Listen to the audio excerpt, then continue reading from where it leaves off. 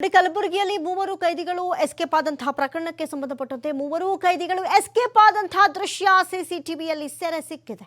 ಕೈದಿಗಳು escape ಆದ exclusive ದೃಶ್ಯ ಟಿವಿ5 ನಲ್ಲಿ ಲಭ್ಯವಾಗಿದೆ. ಗಮನಿಸೋದಾದ್ರೆ ನಿಜಕ್ಕೂ ನೆನೆ ಬಹಳಷ್ಟು ಆಶ್ಚರ್ಯ.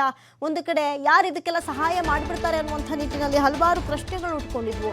ಸೆಂಟ್ರಲ್ ಜೈಲಿನಿಂದ ಎಸ್ಕೇಪ್ ಆಗಿದ್ರು ಕೈದಿಗಳು ಸಾಮಾನ್ಯರಲ್ಲ. ಈಗಾಗಲೇ ಆರೋಪಿಗಳಲ್ಲಿ ಒಬ್ಬನ ಕಾಲಿಗೆ, ಸಂತೋಷ್ ಎಂಬುವನ ಕಾಲಿಗೆ ಗುಂಡೇಟ್ ಕೊಟ್ಟು ಆತನನ್ನ ಈಗ ಆಸ್ಪತ್ರೆಗೆ ಸೇರಿಸಲಾಗಿದೆ. ಆದರೆ ಇನ್ನುಳಿದಂಥ ಇಬ್ಬರು ಎಸ್ಕೇಪ್ ಆಗಿದ್ದಾರೆ, ಇನ್ನೂ ಸಿಕ್ಕಿಲ್ಲ. ಹುಡುಕುವಂಥ ಪ್ರಯತ್ನಗಳು ನಿರಂತರವಾಗಿ ಆಗ್ತಾ ಇದೆ. ಆದರೆ ಇವ್ರು ಹೆಂಗೆ ಎಸ್ಕೇಪ್ ಆದರೂ ಎಲ್ಲರಲ್ಲೂ ಇತ್ತು ಅಲ್ವಾ ಈ ಪ್ರಶ್ನೆ.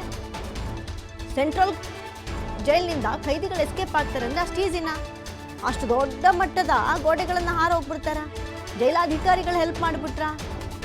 ಗೊತ್ತಿದ್ರು ಗೊತ್ತಿಲ್ದಂಗೆ ಎಸ್ಕೇಪ್ ಆಗಲಿ ಅಂತ ಸುಮ್ಮನೆ ಆಗ್ಬಿಟ್ರ?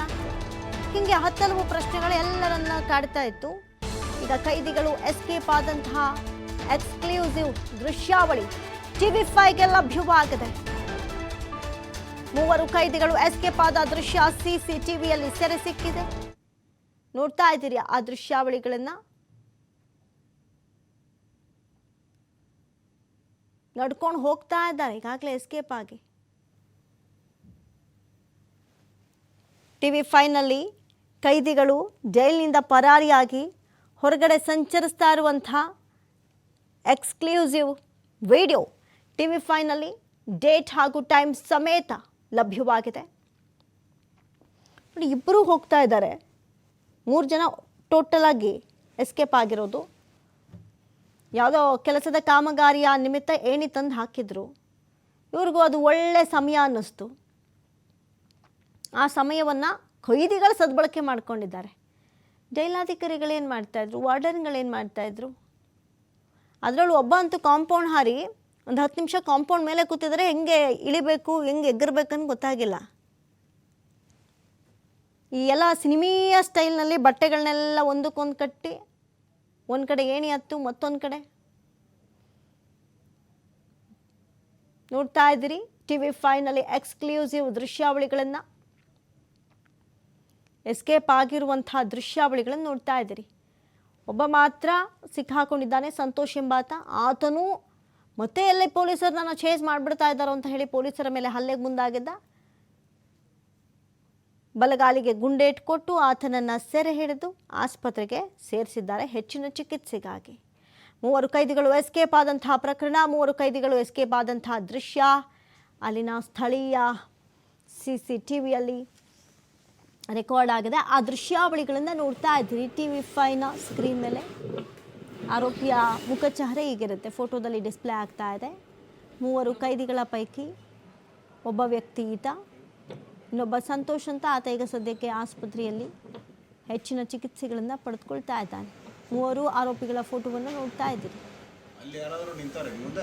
ಮನ ಪರಿವರ್ತನೆ ಆಗಲಿ, ಮಾಡಿರುವಂಥ ತಪ್ಪಿಗೆ ತಕ್ಕ ಶಿಕ್ಷೆ ಆಗಲಿ ಅಂತ ಜೈಲಿಗೆ ಹಾಕಿದರೆ ಅಲ್ಲಿ ಇನ್ನೊಂಥರ ಕ್ರಿಯೇಟಿವಿಟಿ ತೋರ್ಸೋಕೆ ಹೋಗೋರೆ. ಅಪರಾಧಗಳ ಮೇಲೆ ಅಪರಾಧ, ಸನ್ನಡತೆ ಆಧಾರದ ಮೇಲಿದ್ದರೆ ಈ ಒಂದಷ್ಟು ಪ್ರಕರಣಗಳಲ್ಲಿ ಅವ್ರನ್ನ ಬೇಗ ರಿಲೀಸ್ ಮಾಡೋ ಸಾಧ್ಯತೆ ಇರುತ್ತೆ. ಇಂಥ ಕ್ರೈಮ್ಗಳು ಮಾಡಿದ್ರೆ ಅದು ಕಳ್ಕೊಳ್ತಾರಲ್ವ ಇವರು. ಎಲ್ಲಿದೆ ಸನ್ನಡತೆ?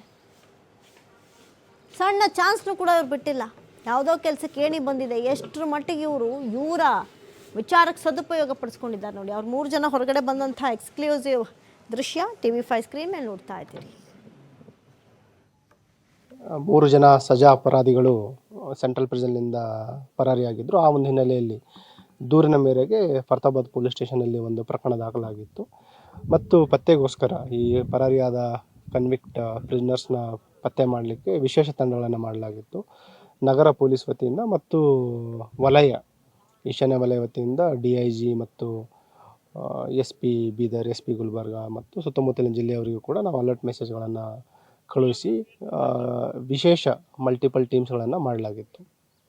ಈ ದಿನ ಬೆಳಗಿನ ಜಾವ ಅರ್ಲಿ ಮಾರ್ನಿಂಗ್ ನಮ್ಮ ಟೀಮ್ ಮೂವ್ಮೆಂಟಲ್ಲಿದ್ದಾಗ ಫರ್ತಾಬಾದ್ ಇನ್ಸ್ಪೆಕ್ಟರ್ ಅವರಿಗೆ ಒಂದು ಕ್ರೆಡಿಬಲ್ ಇನ್ಫಾರ್ಮೇಷನ್ ಬರುತ್ತೆ. ಅದರಲ್ಲಿ ಏನು ಹುಮ್ನಾಬಾದ್ ರಿಂಗ್ ರೋಡಲ್ಲಿರುವ ಇಂಡಸ್ಟ್ರಿಯಲ್ ಏರಿಯಾ ಇದೆ, ಹುಮ್ನಾಬಾದ್ ರೋಡಿಗೆ ಹೋಗುವಂಥದ್ದು, ಅಲ್ಲಿ ಒಂದು ಸಸ್ಪೆಕ್ಟ್ ಏನು ಫೋಟೋದಲ್ಲಿದೆ ಅವರ ಒಂದು ಮೂವ್ಮೆಂಟ್ ಇರೋದ್ರ ಬಗ್ಗೆ ಒಂದು ಮಾಹಿತಿ ಬರುತ್ತೆ. ತಕ್ಷಣ ತಂಡ ಇಲ್ಲಿ ಸ್ಥಳಕ್ಕೆ ಧಾವಿಸ್ತಾರೆ. ಬಂದು ನೋಡಿದಾಗ ಏನು ಒಬ್ಬನು ಸಜಾ ಅಪರಾಧಿ ಇದ್ದಾನೆ, ಸಂತೋಷ್ ಬಸಪ್ಪ ಮೇತ್ರೆ ಅಂತ. ಅವನು ಓಡಿ ಹೋಗೋದು ನೋಡ್ತಾರೆ. ತಕ್ಷಣ ಅವನನ್ನು ಬಂಧಿಸ್ಲಿಕ್ಕೆ ಹೋದಾಗ ಅವನು ಮಾರಣಾಂತಿಕ ಹಲ್ಲೆ ಮಾಡ್ತಾನೆ.